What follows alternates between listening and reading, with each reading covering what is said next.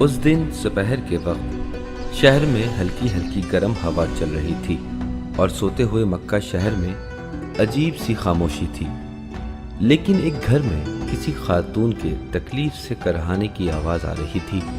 دراصل حضرت خدیجہ جو رسول اللہ کی پیاری زوجہ تھیں، وہ اپنی بیٹی کو دنیا میں لانے والی تھیں۔ حضرت خدیجہ کا درد ہر لمحے کے ساتھ بڑھ رہا تھا، مگر ان کی مدد کے لیے کوئی نہ تھا، کیونکہ وہ شہر مکہ میں واحد مسلمان خاتون تھیں، لہٰذا کفار کی تمام خواتین نے ان کو اکیلے چھوڑ دیا تھا۔ کیا آپ سوچ سکتے ہیں کہ وہ اپنے آپ کو کتنا اکیلا محسوس کر رہی ہوں گی؟ اچانک مکہ کا آسمان شق ہوا اور 4 آسمانی خواتین حضرت خدیجہ کے پاس تشریف لے آئیں۔ سارہ جو حضرت ابراہیم کی زوجہ تھیں، حضرت آسیہ جو فرعون کی زوجہ تھیں، اور حضرت مریم جو حضرت عیسیٰ کی والدہ تھیں، اور حضرت کلثوم جو حضرت موسیٰ کی بہن تھیں۔ ان سب کو اللہ تعالیٰ نے حضرت خدیجہ کی مدد کے لیے بھیجا تھا تاکہ ان کی بیٹی کی ولادت کے وقت ان کی مدد کر سکیں۔ حضرت خدیجہ کے ہاں ایک انتہائی خوبصورت بیٹی پیدا ہوئی اور ان کا نام فاطمہ رکھا، جو اللہ نے ان کے لیے پسند کیا تھا۔ رسول خدا بہت خوش ہوئے اور وہ اپنی بیٹی کو بہت چاہتے تھے، جبکہ وہ ابھی بچی تھیں، لیکن جب بھی وہ کمرے میں داخل ہوتیں تو رسول اللہ ان کے احترام میں کھڑے ہو جاتے تھے اور ان کے ہاتھ چومتے تھے۔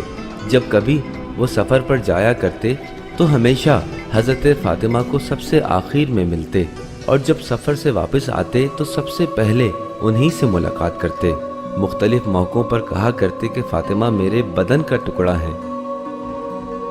کچھ سال بعد حضرت خدیجہ بیمار ہو گئیں اور ان کا انتقال ہو گیا۔ رسول خدا بہت غمگین ہوئے۔ اب صرف رسول خدا اور حضرت فاطمہ رہ گئے تھے۔ اس مشکل وقت میں حضرت فاطمہ نے اپنے بابا کو بہت محبت دی اور بہت خیال رکھا۔ جب بھی کبھی کفار ان کے بابا کو کوئی تکلیف پہنچاتے تھے تو وہ ان کے زخموں کی مرہم پٹی کیا کرتی تھیں۔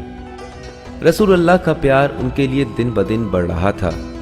لوگ سوچنے پر مجبور ہو گئے کہ آخر کیوں رسول اللہ اپنی بیٹی کو اتنا پیار کرتے ہیں اور ان کی اتنی عزت کرتے ہیں۔ ایک دن اللہ تعالیٰ نے رسول اللہ سے فرمایا کہ مکے کے لوگوں کو کہیں کہ آپ کو محمد کے بجائے رسول اللہ کہا کریں۔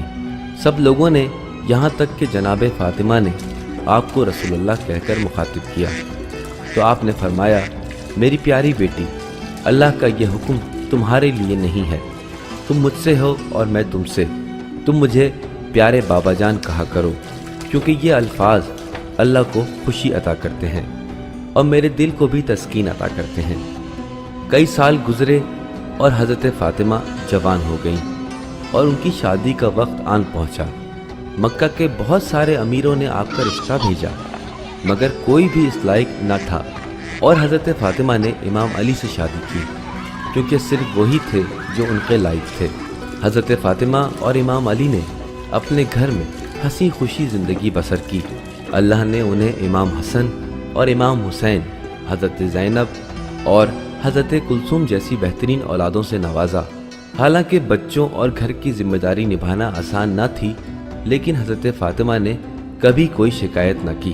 ایک دن حضرت فاطمہ کے نام کے راز سے پردہ اٹھا۔ کچھ اس طرح ہوا کہ رسول اللہ نے امام علی سے پوچھا کہ کیا تمہیں معلوم ہے کہ میری بیٹی کا نام فاطمہ کیوں ہے؟ امام علی نے جواب دیا، نہیں، مجھے نہیں معلوم، مہربانی کر کے بتائیے۔ رسول اللہ نے بتایا کہ فاطمہ کے نام کا مطلب ہے دور کر دینے والی، کیونکہ وہ اپنے ماننے والوں اور پیروکاروں کو روز آخرت عذاب سے دور کر دیں گی۔ وہ بہترین خاتون ہیں اور اللہ کی نظر میں بلند ترین مقام رکھتی ہیں۔ ان کے والد رسول اللہ ہیں، ان کے شوہر پہلے امام ہیں، ان کے 2 بیٹے بھی امام ہیں، اور باقی تمام امام بھی انہی کی ذریت سے ہیں۔ لہٰذا اگر ہم غور کریں تو وہ ایک معصوم کی بیٹی، ایک معصوم کی زوجہ اور 2 معصوموں کی والدہ ماجدہ ہیں، اور خود بھی ایک معصوم ہے۔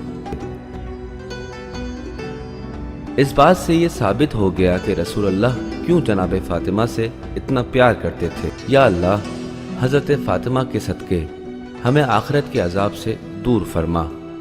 الہی آمین۔